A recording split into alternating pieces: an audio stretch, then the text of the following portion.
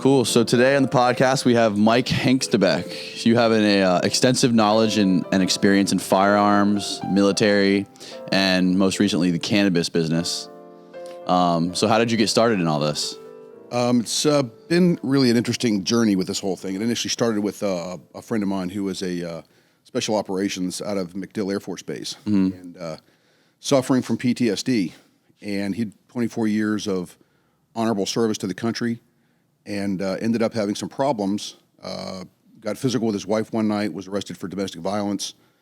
We tried to get a grip as to what was going on. Again, this guy's special operations guys. They don't touch their wives. They're not abusive individuals. Right. And so we started to figure out that he was on 14 different type of psychotropic drugs that the VA was giving him.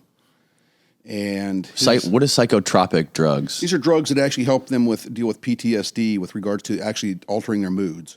Okay. So the biggest problem is obviously sleep with a lot of these guys. They're just not getting good sleep. Right. And if you're a special operations guy, you're used to being the guy that goes and helps everybody. You're not used to asking for help.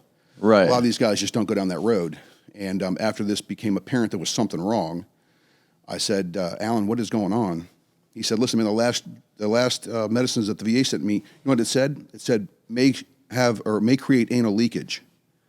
Anal leakage? Anal leakage. And I'm 44 years old, and I've got to shit my pants because... What the fuck? So it became a real issue. So we started to look at what was really going on with him. And at the same time, I saw a program on TV called Viceland.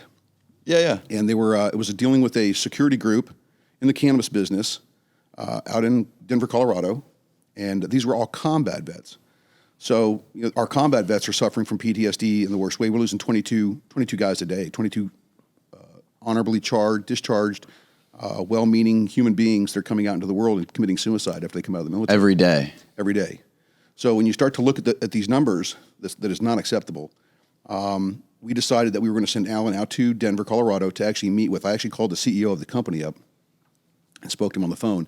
Kind of told him what our dilemma was. The answer wasn't to go out and medicate or to start smoking cannabis.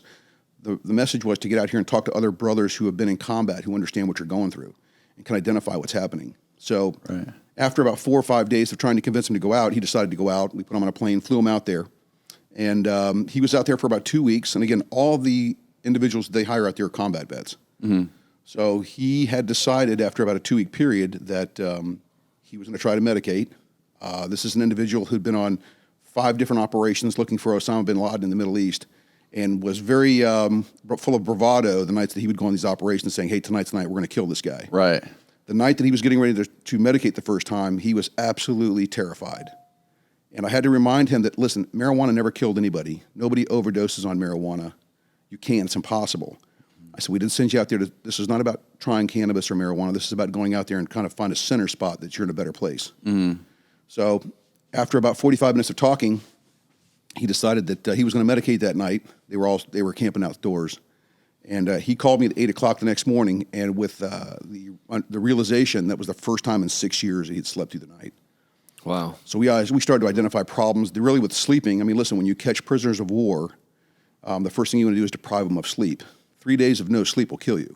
Right.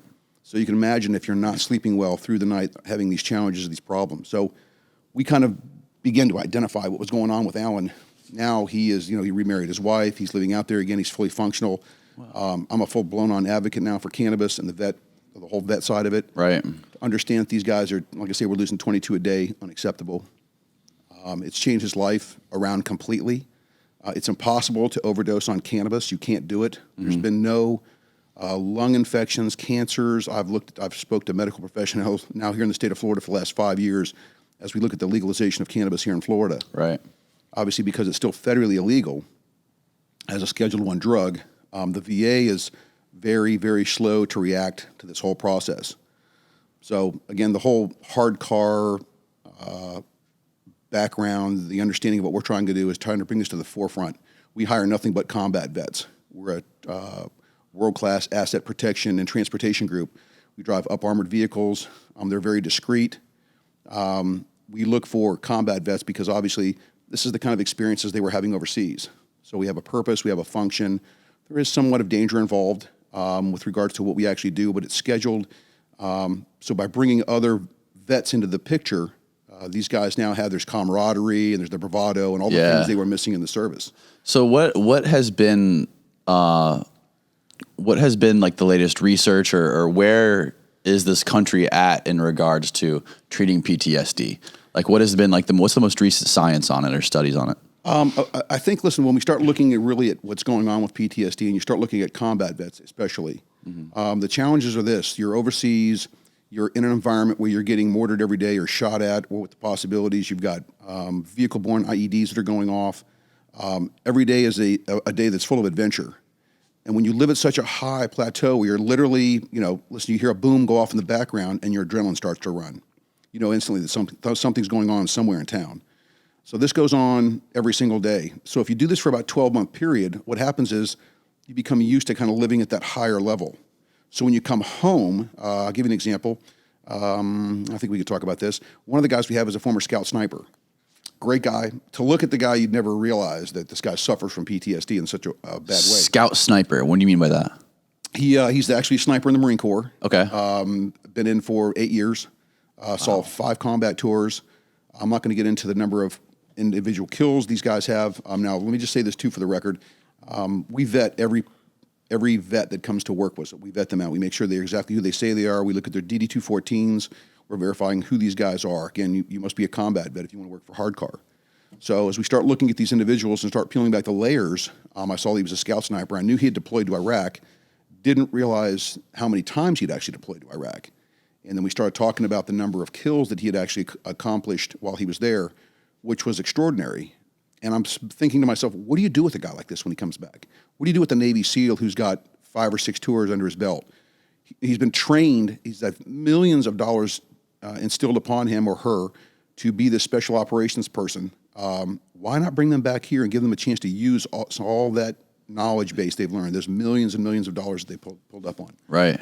So for us, it's been a big push in that whole direction to make sure we're getting these guys kind of back, to a, listen, it's not real dangerous, but obviously there's dangers involved. There's robberies and theft that go on all the time in California.